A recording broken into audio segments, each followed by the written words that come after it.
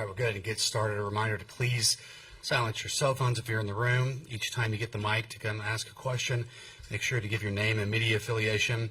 Recording of the press conference with any cell phone or cameras is prohibited. We'll start with an opening statement from the head coach, go to questions just for the players, dismiss the players, and then go back to questions just for the head coach. We're joined by Alabama head coach Patrick Murphy and players Marley Giles and Jenna Young. If you have an opening statement, feel free. Yeah, I just want to say thanks to everyone for a very long day. I know you got your money's worth for 2 doubleheaders, and and unfortunately it didn't go our way. But I told the team in the locker room I was very proud of everybody. They represented the school, themselves, the state so very well all year from August 20th to June 1st today. I couldn't have asked for a better group. I think you guys saw that they played with joy and love for each other, and they were filled with mudita, and that's exactly what I hope for. And you play for something bigger than yourself, and you always you look back and you have coulda, woulda, shoulda, but we really don't need to do that this year. We have love for each other, and our theme at the beginning of the year was fully known, fully loved. And I told them to be fully known. You could be yourself. That's what everybody asked for. Just, I want to be myself around people, and you can love all my weirdness or whatever it is. And then fully loved is whether you go 0 for 4 or 4 for 4, I'm still going to love you unconditionally, just like your mom and dad would. And that's the case. Okay, we'll go to questions for players. Start left side in the second row here. Katie Wyndham from Bama Central, just for either of y'all, just kind of what was the mood or vibe in between games and then going into game 2, kind of you have an up and down moment with your home run and then the game ends, just kind of what were the vibes like going into the second game? I think we were feeling confident, just knowing that we needed to come out and compete like we were, and we had good vibes in there. We like to have fun, so that's just what we try to keep up as we've been doing all year. Okay, we'll stay in the second row left. Nick Kelly, AL.com. Question for the players. What did Nyjah do in the second game that made her tough to hit against? I think she just controlled the zone really well. She started off getting a lot of first pitch strikes and then would make us chase, whether that was change or whether that was up in the zone. So, she's a fantastic pitcher, so she just had a really good game against us, and we just didn't adjust fast enough. Okay, we go to the left side front row. Amelia Hurley with the Tuscaloosa News. Marley, you're a Chilton County native. I know you've lived and breathed Alabama softball growing up, and to be here in your senior captain season and to be the catalyst that started scoring in each of these games up until the end, just what did that mean to you to be able to do that on this big stage? It meant so much to me being able to come through for my team. I think the biggest thing for me this week and really this whole postseason is that my relevance and my identity isn't found in if I have success on the field. I just wanted to go out there and have love for my teammates and know that I'm blessed to be here and that God's got me thus far and that He's got a plan, and just trust in that. And He was with me and allowed me to come through a couple of those times. I wish it would have been one more time at the end of the game, but, beggars can't be choosers, I guess. More questions for players? Okay, we go to right side front row. Brady. Brady Vernon, Softball America. Just Jenna, you were on a team that went through a unique experience last year, but to go from that to hitting a game-tying home run in the World Series, what was that moment like for you?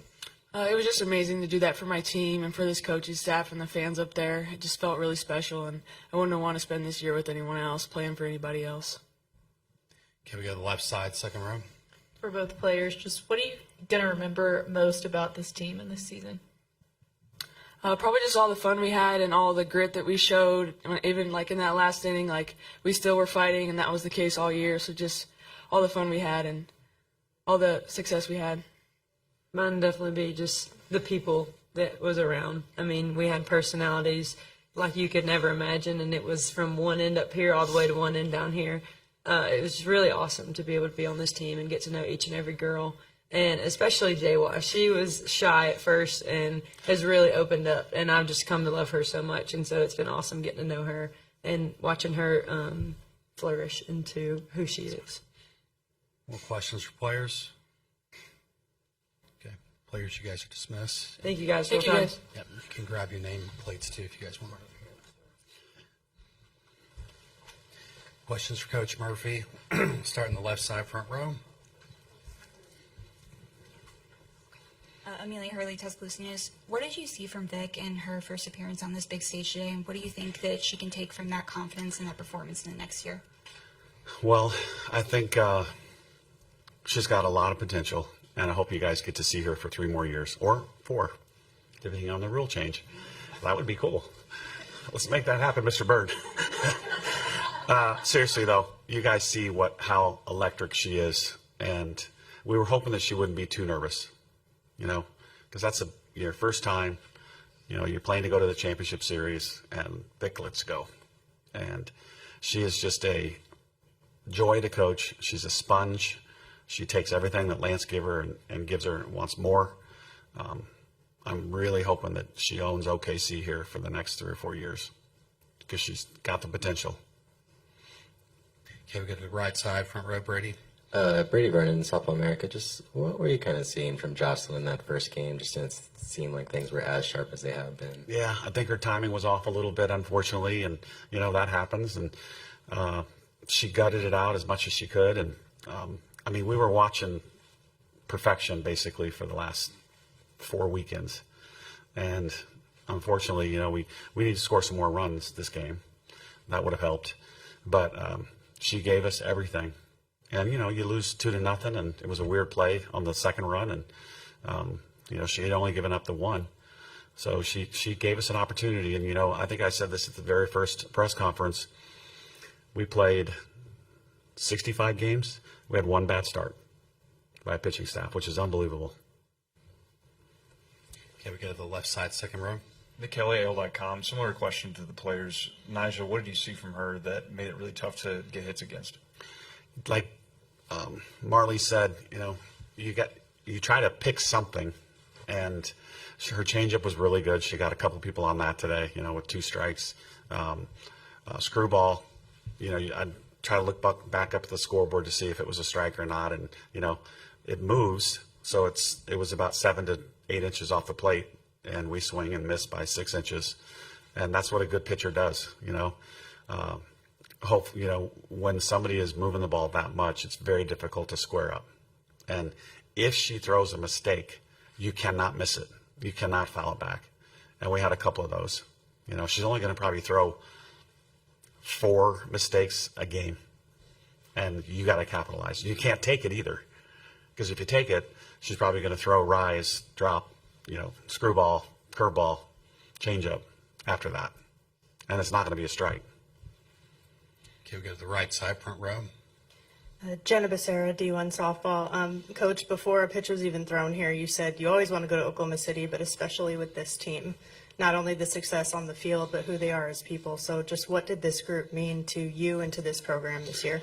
I wish all of you could have been in the locker room after, because I have 3 alums that won a national championship, and now they're on the coaching staff.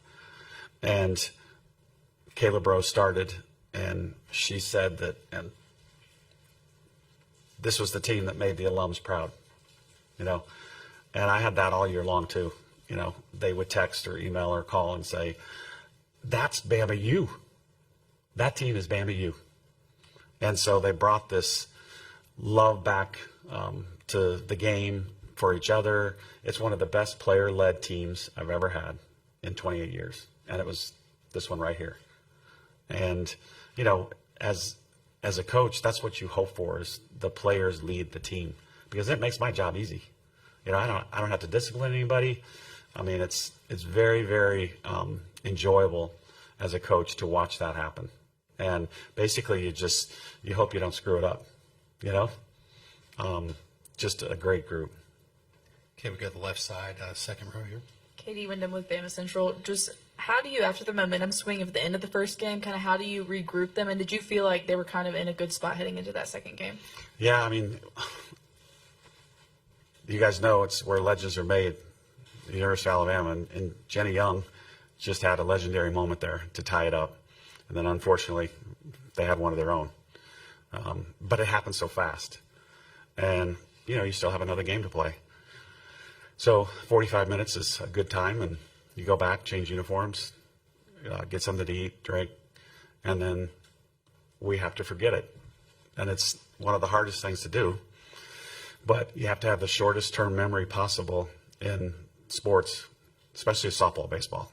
If you dwell, you're not going to be very good.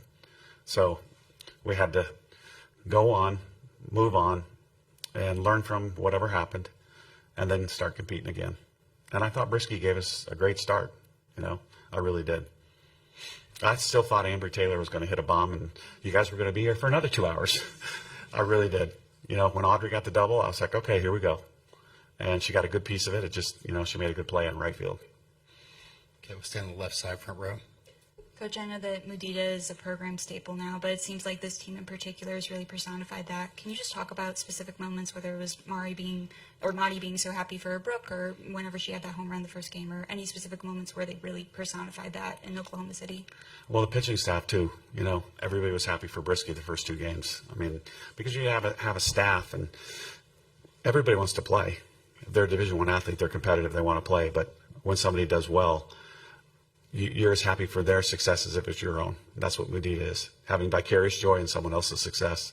And it happened the whole time. I mean, Marley for sure.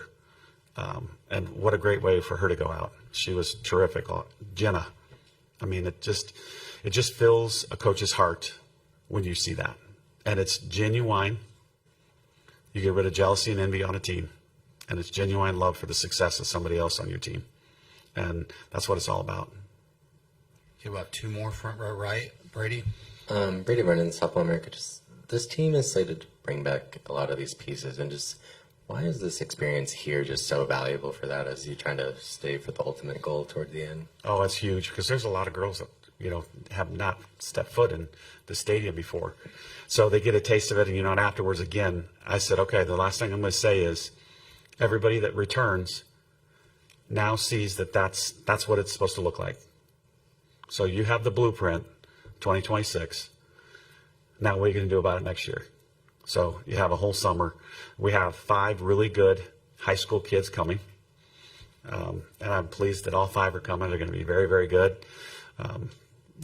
But everybody needs to improve, get a little better, do something over the summer. And hopefully you'll see us here again next year. That would be awesome. Okay, last question, left side, second row here. I was going to ask something similar to that. So kind of how do you turn a moment like this that can be disappointing into, with all the pieces you have coming back next year, something that they can build on? Oh, yeah. Easy. You just show them a bunch of highlights from this week of the people that are returning and say, okay, you want to do that again, right? I mean, just to be up here with you guys, this is incredible. I mean, it's past your bedtime. It's midnight. It's past my bedtime. I cannot thank you enough, every single one of you. And all the people on the outside, all of you.